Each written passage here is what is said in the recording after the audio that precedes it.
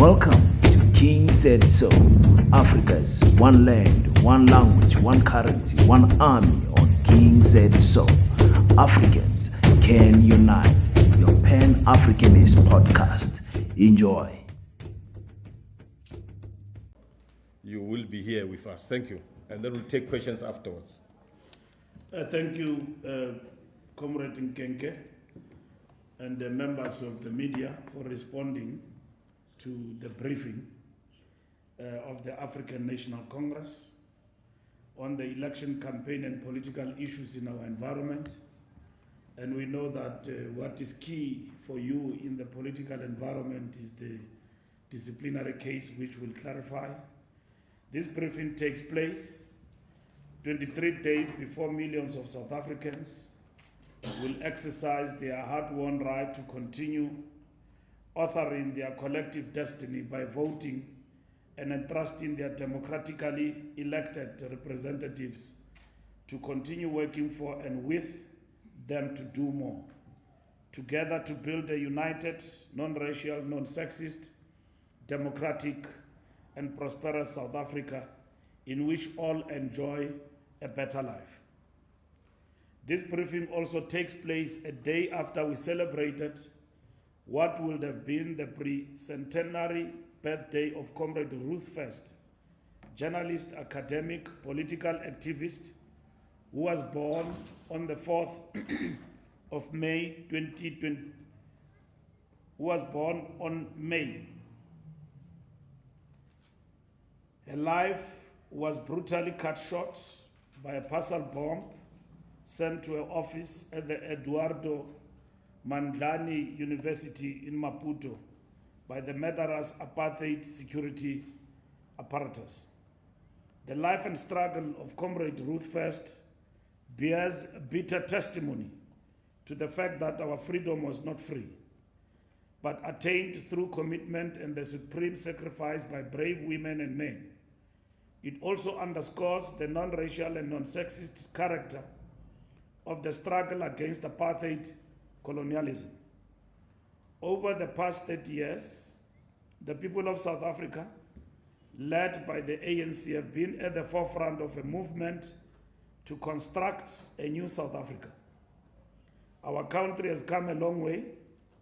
We have made incredible strides and achieved so much. However, even after 30 years of freedom and democracy, our journey towards the South Africa that our people truly desire is far from over. We still have more hills to climb. In the 2024 elections, we'll therefore go beyond celebrating accomplishments. We learn from the past, from mistakes and setbacks, as we learn from achievements. The fundamental question for this year, the 30th anniversary of our freedom, is whether South Africa's transformation from an apartheid, colonial, patriarchal, and divided past may be halted or reversed, or whether the democratic renewal, national rejuvenation, and socio-economic transformation agenda shall gain new impetus. The ANC-led Alliance election campaign continues to escalate and move from strength to strength as ANC members and supporters go to every farm, village, and township, to every town, city, and suburb, to account to the people, placing the ANC manifesto into the eager hands of our people as we seek a renewed democratic mandate to defend and advance the gains of 3 decades of freedom. The spirit of our volunteers is soaring, fully embracing President Ramaphosa's vibrant call to action, Mahlomi Hlasele. On Wednesday, 1st May 2024, the Revolutionary Alliance of the ANC, SACP, COSATU, and SANCO held massive and successful May Day rallies in all provinces. The National May Day rally was addressed by President Cyril Ramaphosa.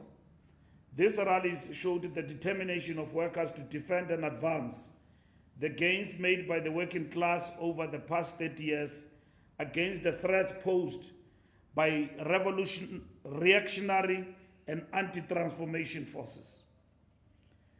This dynamic phase of our campaign has been marked by the inspiring presence of ANC stalwarts, former President Thabo Mbeki, former Deputy President Kgalema Motlanthe, former Deputy President Didi Mabuza, and former Treasurer General Matthews Posa, joining forces with our dedicated volunteers.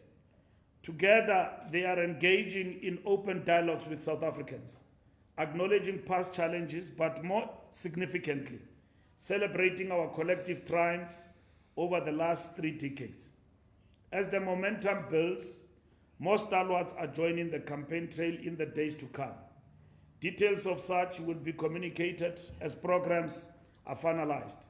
Thanks to the steadfast efforts and progressive leadership of successive ANC governments, South Africa stands proudly united in its rich diversity, claiming its esteemed spot within the global community.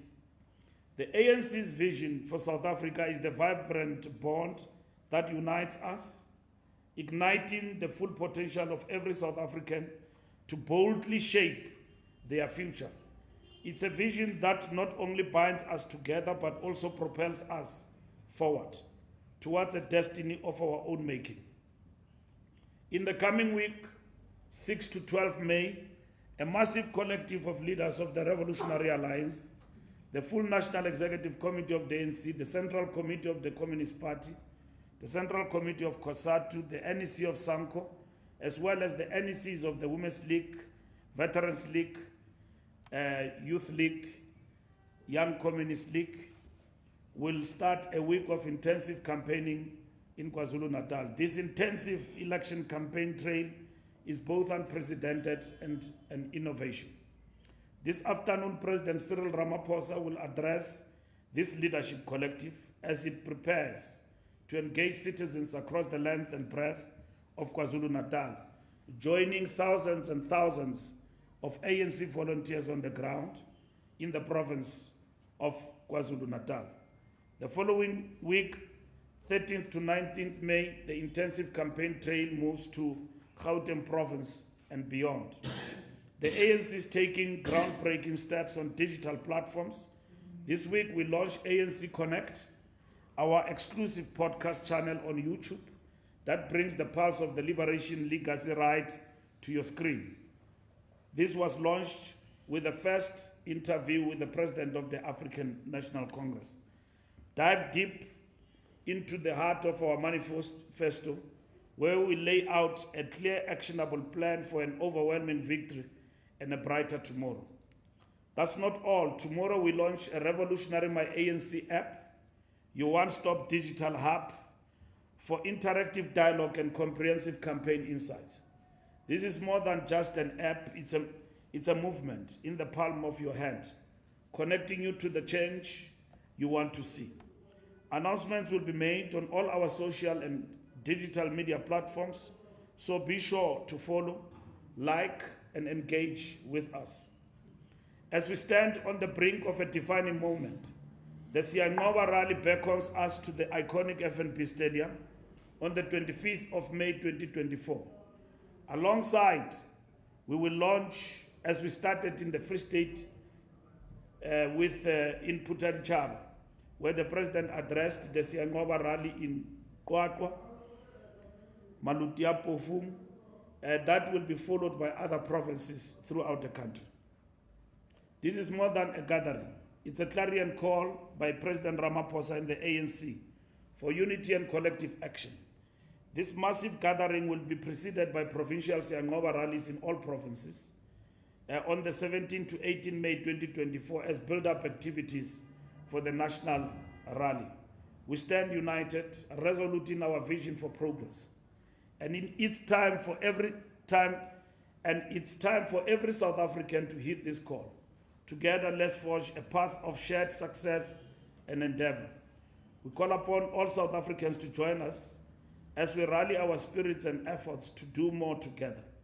The future is ours to shape, and every step we take is a stride towards a brighter, shared destiny. Let's make history together at the Siyanqoba rally. Your presence is the catalyst for change. Let's do more together. However, we know that there are social and political forces that are working hard to undermine the gains of freedom made over the last 3 decades. They want to stop the march towards a united, non-racial, non-sexist, and prosperous country that truly belongs to all. The counter-revolutionary and anti-transformation forces are converging in 2 pacts, while at the same time seeking to fragment the forces for change through splinter groups and small parties that will contest the ANC. Another counter-revolutionary and anti-transformation tactic is to ensure that the ANC is locked up in internal struggles that will weaken and destroy it from within. They actively encourage rebel breakaway groupings to erode the support base of the ANC. Often these start as factional conflicts within the ANC, but when the movement pushes ahead with its renewal, they mutate into opposition parties that are as opposed to the ANC as the right-wing opponents of transformation. Some of these parties masquerade as more radical than the ANC, but their revolutionary-sounding rhetoric cannot hide the reality that they have common cause with the forces opposing transformation. The shared goal of all these forces is to deprive the ANC of the ability to use state power to effect change. As the National Executive Committee pointed out in its 2024 January 8 statement, I quote, "The ANC is committed to developing and where necessary correcting its members and leaders," close quote. However, as renewal gains momentum, those whose conduct is in conflict with our values and principles, the criminals, the corrupt, the careerists and factionalists, and those who actively work against the organization will find themselves outside the ANC.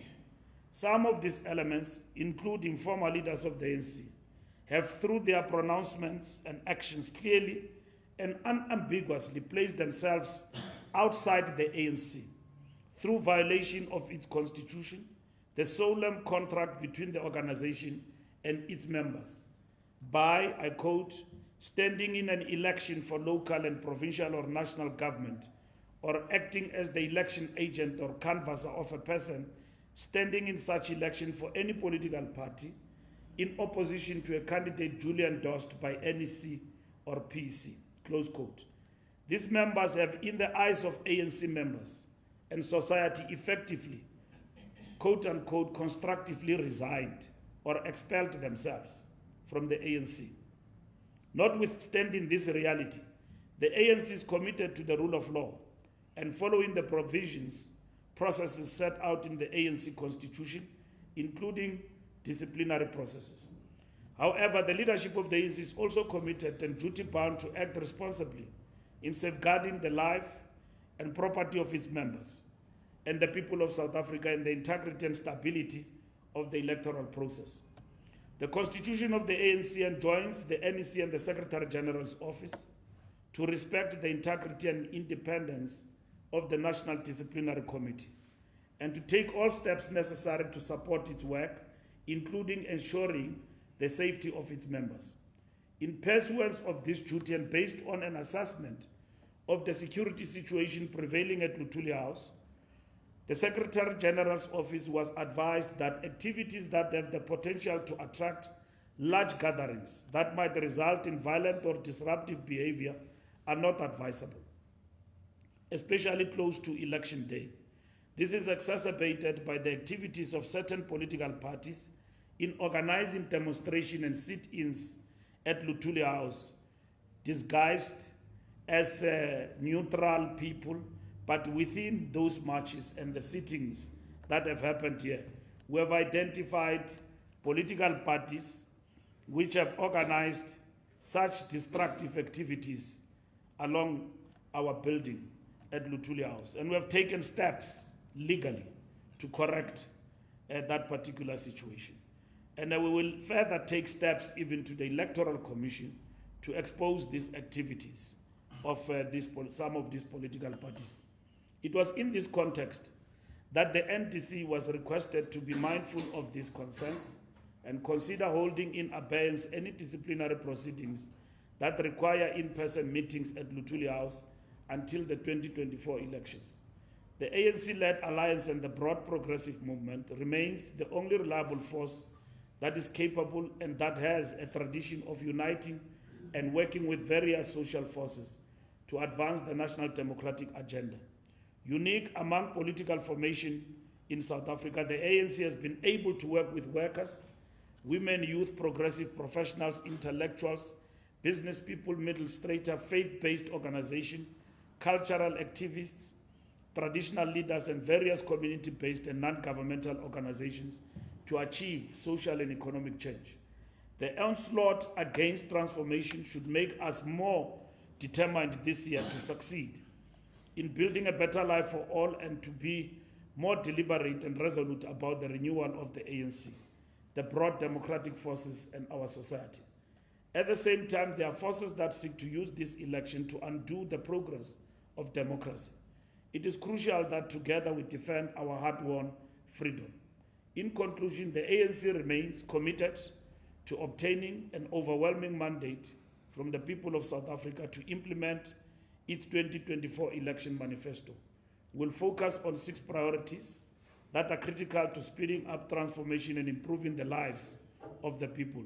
Our jobs plan, building our industries to include an inclusive economy, tackling the high cost of living, investing in people, defending democracy, and advancing freedom, and building a better Africa and the world. We will do better, we will do more, and we'll do it faster together. Thank you.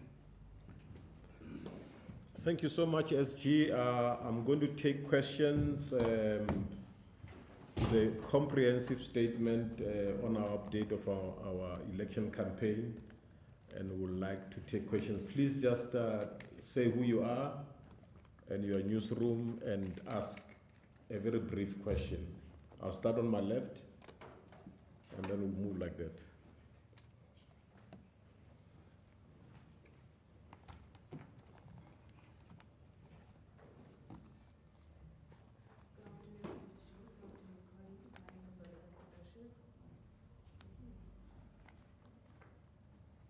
Yeah, you do have roving mics there.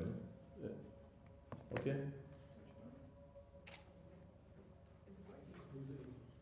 Just give her the other one.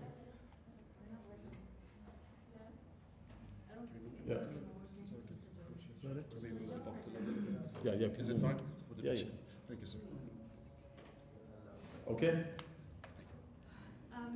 Good afternoon, colleagues. My name is Kodashe from the SABC. I have a couple of questions. I don't know if we'll be able to take all of them, SG, but I just want to ask in relation to the disciplinary action that the ANC has chosen to take against former ANC President Jacob Zuma. I just want to know about the timing and what informed that. Because part of your constitution does say that you take action against members of the ANC, and on previous occasions, the ANC and its officials have said that he is no longer a member. Can you just clarify what informs the timing? I also want to know, yesterday was Press Freedom Day.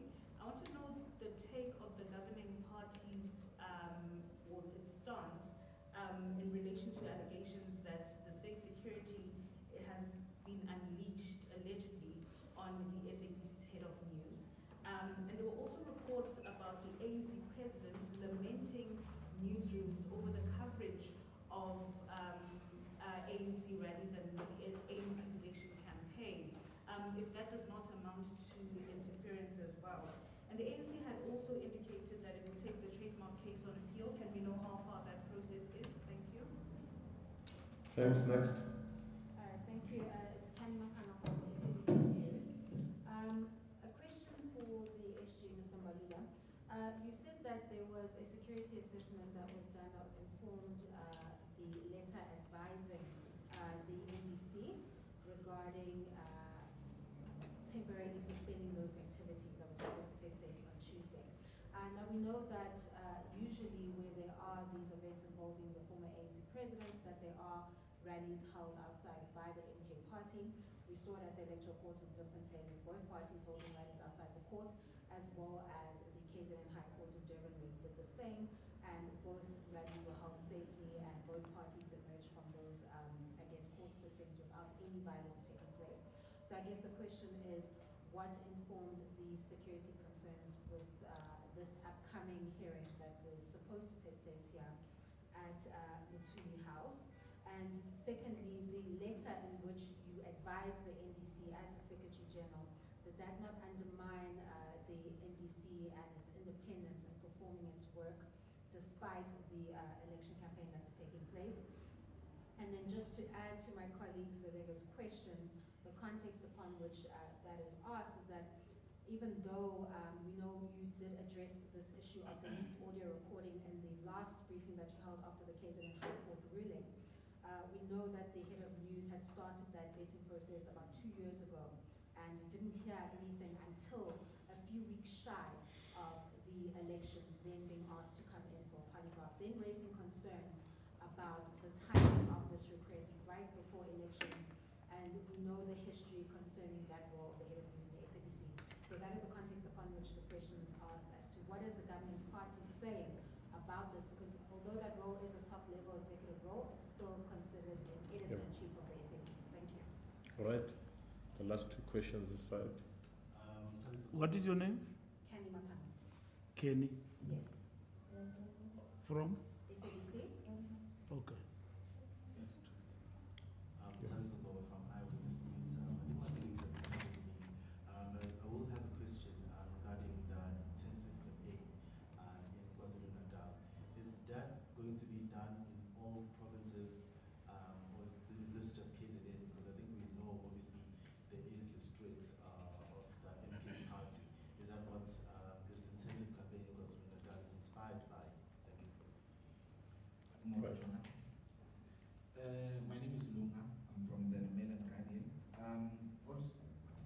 Can you hear me?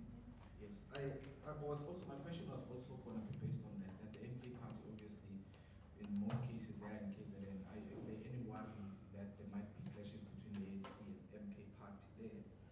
And what I wanted to speak to you about, Jula, is also the issue of the former president, Kgalema Motlanthe, seems to have admitted that the list of the NEC was indeed, the list of the candidates to the IEC was indeed changed.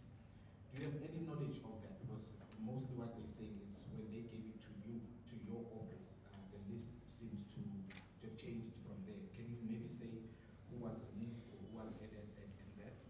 And then the issue of the former president, the DC. I mean, you had previously said that there's no need to even hold a DC for Zuma because it expelled himself. But if you look at that guy from KZN, Dick Maverick, whoever joined, that guy who was also a parliamentarian, he joined MK party. There was no need for a DC. Why is it that you feel, because it sounds selective, why is it that you feel that you have to now call former President Zuma to a DC when with him it was just an issue that is no longer a member? And also, the campaign by all the former presidents, it seems to me that you are blaming the regress of the ANC from Zuma's years. It seems like him was the problem. Can you address that, SG, to say what has been the problem in the entire leadership of the ANC from the 30 years? Because it seems to be mostly focused on the Zuma years. And lastly, allegations that he's the last signatory of the ANC. Is that something? Is that true? That is the last signatory of the ANC, and if he is, what consequences would that have on the ANC? Thank you very much. Okay, we've got 14 questions. We should be very excited as the ANC that there's so much attention, right? Okay, so the SG is going to answer all those questions, and if there are any follow-ups, we'll then entertain follow-ups and then close the conference thereafter, right? Over to the SG. Thank you very much for the questions. First, Zoleka SABC, timing of action against JG Zuma. The events around Jacob Zuma have been very fluid and ever-changing, rapidly so. From the announcement of voting for MK to now becoming something else, leading the party, so to say. So they've been rapid. In between that, we need to remind you about the decisions the ANC have taken. The National Executive Committee, in its last meeting, before we launched our campaign, took a decision which we announced in public, that we invoke a rule in our constitution to formally take action against Jacob Zuma. And that led to the action of him being suspended as a member. Him being suspended, that means that the disciplinary processes kick in. And that means that within 30 days, you would have been given a charge sheet, which that has happened. Within 6 months, he must have been taken to task and explain himself before the DC in terms of the ANC constitutional prescripts. And that is underway. Nothing has changed. And from that point, it meant that Jacob Zuma is no longer a member of the ANC. He's under suspension, as it is. So the DC acts on its own in terms of implementing and undertaking the task of dealing with people who are alleged to have brought the party to disrepute one way or the other. And that's what they have undertaken, independent from all of us, which the NDC is the structure of the ANC and independent in terms of executing its mandate. So they've done that. Absolutely correct, within their right and their mandate. And that is what has led to the disciplinary case that is supposed to sit on Tuesday. So that's the first question I wish to clarify, that timing and action has actually been informed by Jacob Zuma himself in terms of how he behaves and how he moves in terms of his conduct as an individual member of the ANC, so to say. State security allegations. This matter has been clarified by State Security Minister, has been clarified by SABC. There are two statements in relation to this matter. One from the SABC, and that State Security have said that SABC is their client. They don't go around chasing people and vetting everybody at random. So SABC, as the client of State Security, if it decides, the board and the management, that everybody at SABC at whatever level must be vetted, that's the decision of the SABC. Now, the ANC does not get involved in the tasks undertaken by various institutions in undertaking the mission of exercising their management prerogatives. Their management prerogatives. The ANC cannot be seen to be interfering with that. And the SABC must clarify itself in relation to the statement they've issued, which I thought the matter belonged to the doorstep of the SABC. And the State Security Minister have clarified the issue. So from our part, that matter is closed. Unless if there is an infringement of the rights of individuals in relation to press freedom and all of that, of which the ANC has been very clear that we don't interfere with press freedom and the rights of journalists and journalists being harassed and all of that. We don't subscribe to that. But what happened within institutions in terms of management prerogatives, we can't negotiate that. We are far from that. Otherwise, we'll be accused of macro-management as a party. So it's not a technical issue, it's a political issue that we can't macromanage institutions. We come from a bitter past of state capture, which meant that institutions have been macromanaged. In this particular instance, at the SABC, there is an independent board led there, I don't know the chairperson, led by the chairperson, and then that board have taken responsibility and issued statements. So I think SABC must ask the question to the SABC itself in relation to this particular matter. I've clarified the issue of we don't entertain in the ANC gossip and leakages. That a meeting was intercepted and President made remarks, and those remarks are now interpreted to meaning that it's interference with press freedom. It's taking matters too far. What people discuss behind corridors of their own political parties is their own independence, and it must be respected as such. You can therefore not second guess what the president said and want to interpret it to meaning something that it did not mean. Let me explain to you.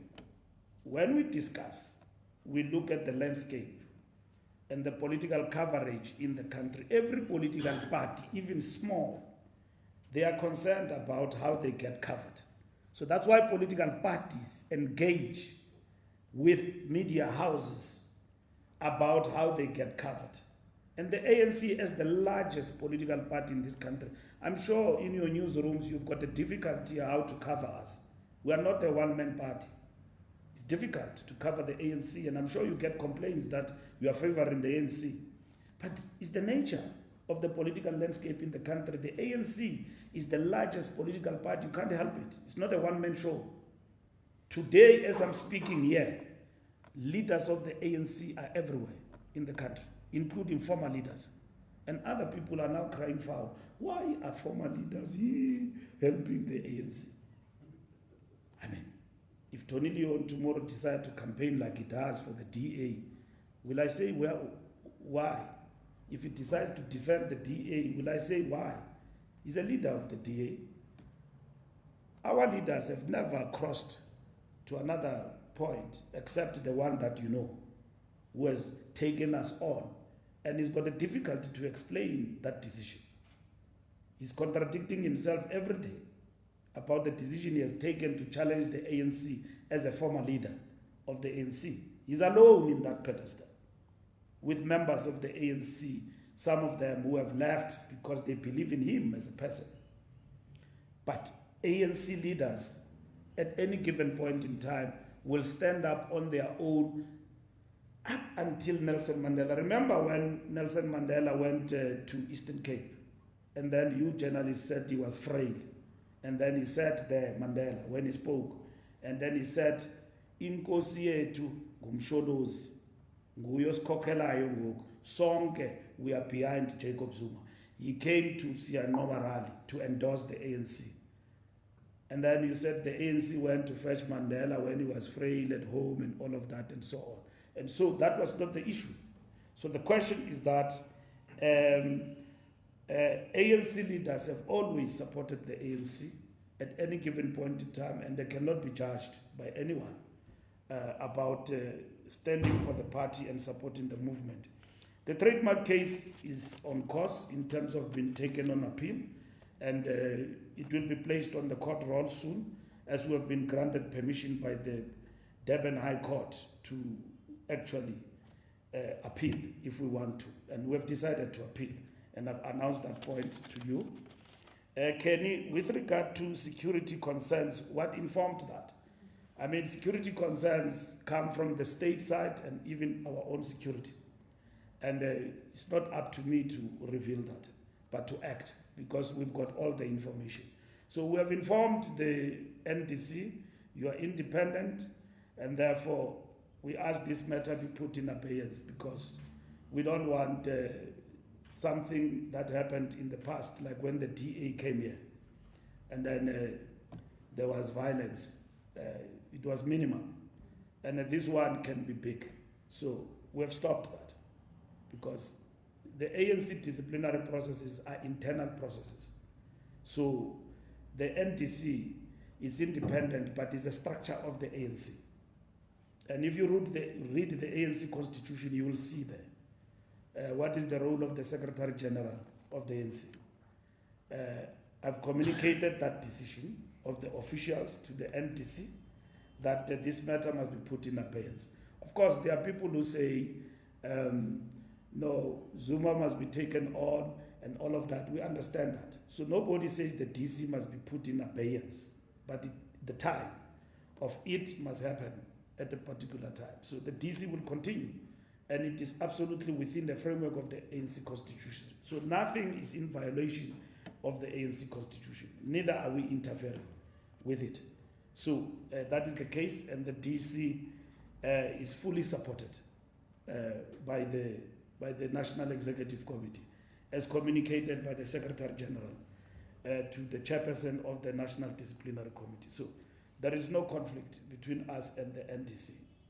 I'm doing the job that I'm expected to undertake by the constitution of the ANC, working and interacting between structures, units of the ANC to communicate ANC instructions. Some of these decisions are instructions. They are not negotiable, some. But some are negotiable. But my job is also to communicate instructions of the ANC.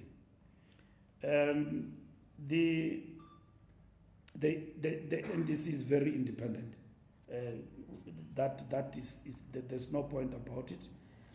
I've addressed the issue of the vetting of the SABC, Head of News, and I just to emphasize the point that is the call of the SABC in relation to how it undertakes its work, and that is it.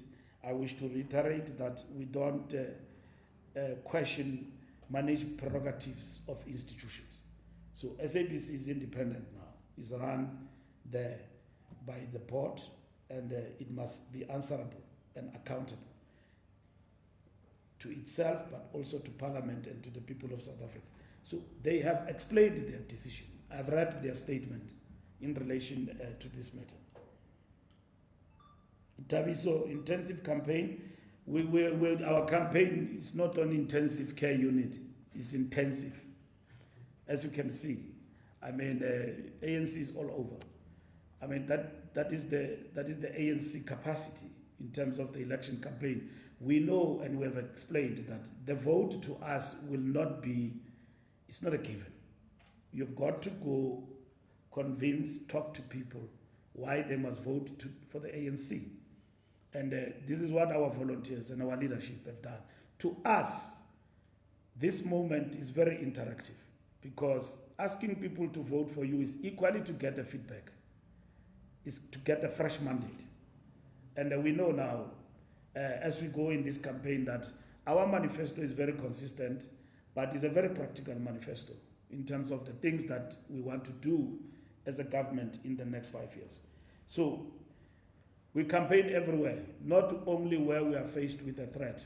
KwaZulu-Natal is not a threat, it's a densely populated province with biggest numbers of voters, where voters are found. So we have done this before. We will do this in Gauteng. They've been defined as the battleground in a way. And so, of course, with the MK party, others have defined it as a threat to the ANC. But we have said to our members, our posters have been tiered in that part of the province and everything else. We must calm down and be peaceful and be tolerant to everybody. And thus far, campaign has been good in KZN and quite vibrant in a way. Lunga, do we worry about MK party? No, we don't. If we're going to worry about the party, then it means we will not campaign. Was the list changed? We gave an account here about the list of the ANC, that the chairperson of the list, Comrade Kgalema Motlanthe, gave you a report. The Secretary General used to run the ANC. Let me educate you. In the past, Lunga, Magashule, Gwede Mantashe, they used to run ANC list and Kgalema Motlanthe. The conference of the ANC in Mangaung and in Nazareth, subsequent two conferences, changed that and said that we must establish an independent electoral commission. So the matter then left the hands of the SG. So I'm the very SG who did not have the advantage maybe of interfering with people, because others did. Of course, working with the collectives in something that was called the list committee. So we didn't have list committees. We had PLCs in the provinces. And then at national, we had an electoral committee led by Comrade Khalima, supported by election. So whoever is your source, very destructive, and gave you, I don't blame you, don't get me wrong. Who gave you, it's clear he wants to deal with Mbalula. He doesn't want to deal with the facts, because what he wants to portray that Mbalula was pressing piano on the ANC list. I don't have such powers. My job was just to press and ensure that the list is submitted on time. That's what I did. And of course, there are glitches. There are about 4 provinces which we reported that are affected. Those matters are attended to. Largely affected is Limpopo. We are addressing that matter. We are investigating what actually happened. And tomorrow we will meet with the officials of Limpopo in Durban, with the officials to get the report. The NWC have resolved to establish not a forensic, but an investigation in terms of what happened in terms of those provinces. Let me tell you this, because they tell you at night and they distort things. So that's what has happened. It's not a secret. That's the report that came with Khalima Motlanthe and all of that. So that committee, which was led by Tembi, will then, not Tembi Nkarimi, the former Minister of Intelligence, DG of Intelligence, Tembi Major, will then report to the NEC after the election what must happen to those who are affected. There are very few people who are affected. In Gauteng, it was 3. And then in Northwest, it was 3. In KZN, it was 3. All our lists, national to national, were perfect. Where there was a bigger challenge was Limpopo. But equally, that one we are attending to it. So that's what has actually happened. So there's never been any interference, because what the SG does is to press the button and submit the list to the IC. So that's what has happened. Now, the list is firmly in the hands of the list committee. The NDC for Zuma process, let me clarify you also, Lunga, in terms of Zuma and the DC process of Jacob Zuma. Zuma was suspended by the ANC. Since his suspension, right, he has taken decisive action to become a leader of a party, registered, and all of that. The ANC have equally taken and implemented all its decisions. One was the deregistration of MK. We lost. I repeat, we lost. And we decided not to challenge it in terms of on appeal. Trademark, it's a legacy issue. I explained. We are challenging that. Because we did not want to say we are dragging the Zuma deregistration matter because we are delaying the election process to continue. And we have been petty. We were doing what is within our right as a party. When we lost, we left it there. Okay? Zuma now is faced his own issues between himself and the IC. And that is the matter. That is before the courts. It's got nothing to do with the ANC as an organization. So we need to clarify that. Since then, and the court cases that Zuma has won, including the trademark issue, he has shown determination to be outside the ANC. Okay? There was no retreat on that point. And then using this Mkhonto Wesizwe and running with it. So, he has written his own history. Nobody is writing it for him. He has written his own history on his own, outside the African National Congress. So since that time of the National Executive Committee suspending him, he has shown no remorse but determination to be outside the ANC. And that's what he has done.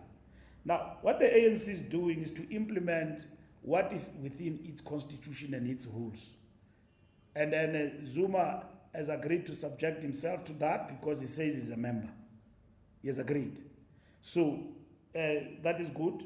is subjecting himself to that, so we don't want him to suffer prejudice and pronouncing things that he will pronounce otherwise in the future. So he has subjected himself. The issue that has been addressed is the issue of mobilization that is going on here around Luthuli House, and that will lead to violence.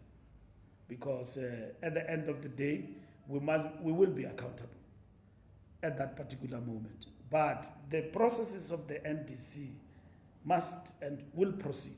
All what we are saying in terms of the instruction was that they must be put in abeyance.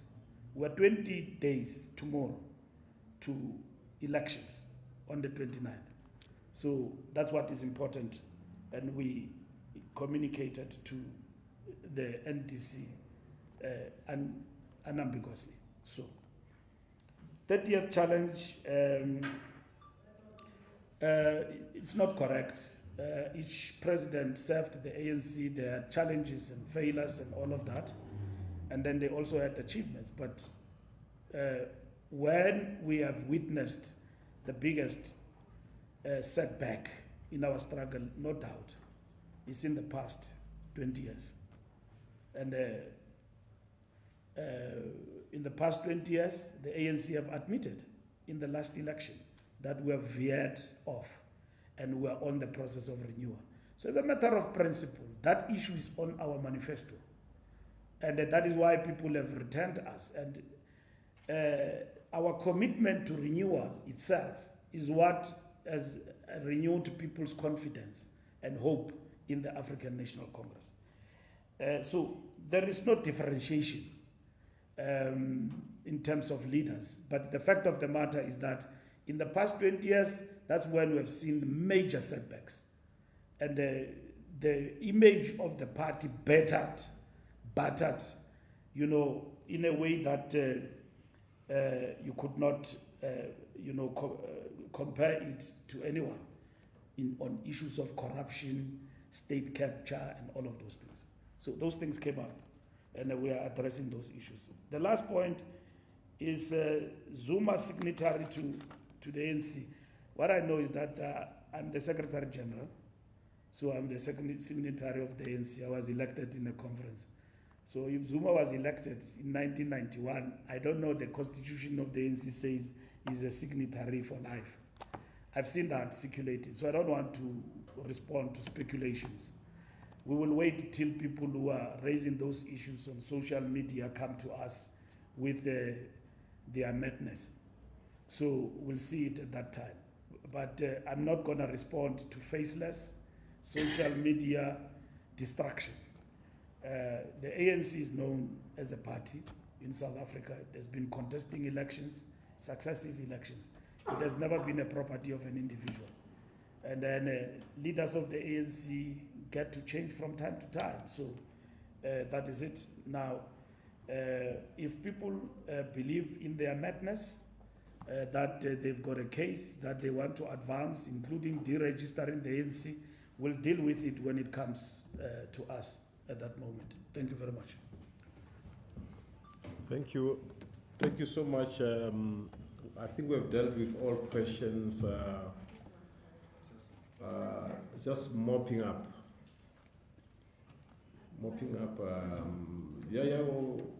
So let me just check where are the follow-ups. 1, 2 follow-ups. Okay. Sorry, Mr. Mbalula, I just need clarity. Can I stand there Yeah. and mop up? Yeah. Kenny Mapanga again, sorry, from the CBC. Sorry, I just need clarity for reporting purposes. So on Tuesday is the virtual hearing, which will continue with the process, or does your advice to the NDC still stand? And we can expect that? No, we said the NDC must stand in abeyance, including virtual, till after elections. So nothing is taking place on Tuesday? We don't expect anything to take place on Tuesday, as the instruction has been communicated. Thank you.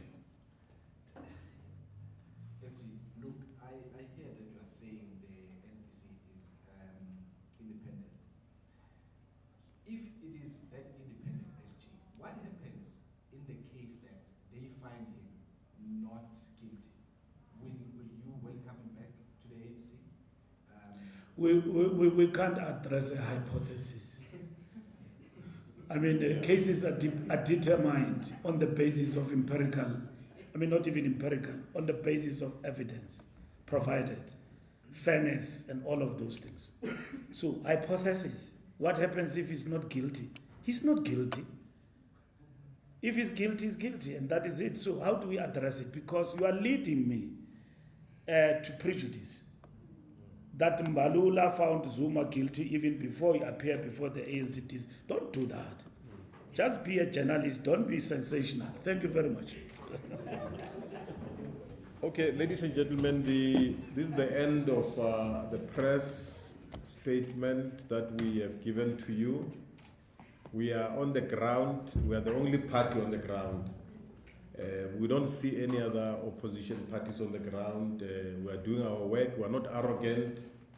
We intend to make contact with our people, and we are determined to see that the ANC emerge victorious in these coming elections.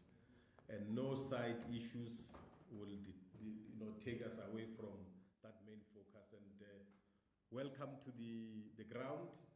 We are in KZN. But it doesn't mean we are suspending any other activities elsewhere in the country. So, but all of you, will see you on the ground. Thank you so much for coming.